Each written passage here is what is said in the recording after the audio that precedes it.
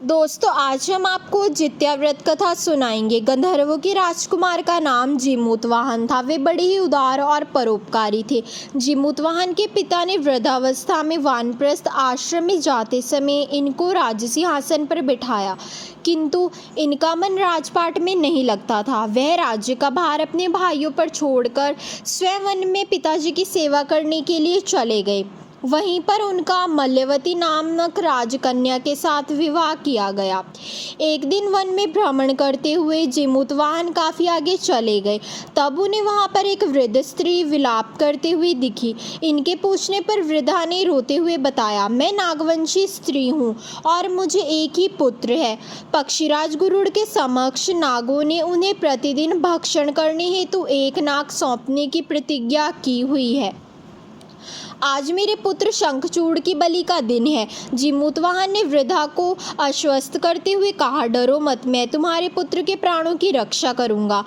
आज उसके बदले मैं स्वयं अपने आप को उसके लाल कपड़े में ढककर वध्यशिला पर लेटूंगा। इतना कहकर जीमूतवाहन ने शंखचूड़ के हाथों से लाल कपड़ा ले लिया और वे उसे खुद पर लपेटकर बलि देने के लिए चुनी हुई वध्यशिला पर लेट गए। नित्य समय एक गुरुड़ बड़े वेग से आए और वह लाल कपड़े में ढके हुए जीमूतवाहन को पंजे में दबोचकर पहाड़ के शिखर पर जाकर बैठ गए।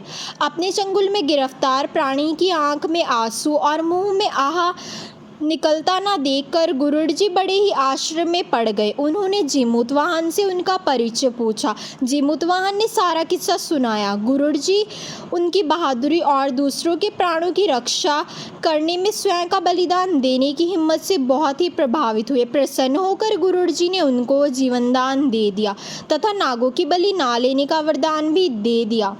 इस प्रकार जीमूतवाहन के अदम्य साहस से नाग जाति की रक्षा हुई और तब से पुत्र की सुरक्षा हेतु जीमूतवाहन जी की पूजा की प्रथा शुरू हो गई।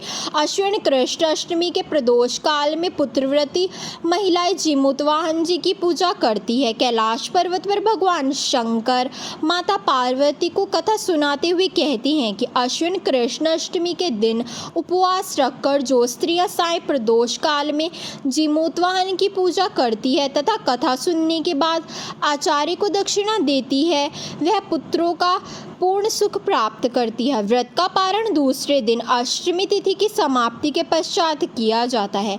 यह व्रत अपने नाम के अनुरूप ही फल देने वाला है। दोस्तों, तो यही थी जित्या व्रत कथा। अगर आपको ये वीडियो पसंद आई हो तो please like the video and subscribe the channel. धन्यवाद।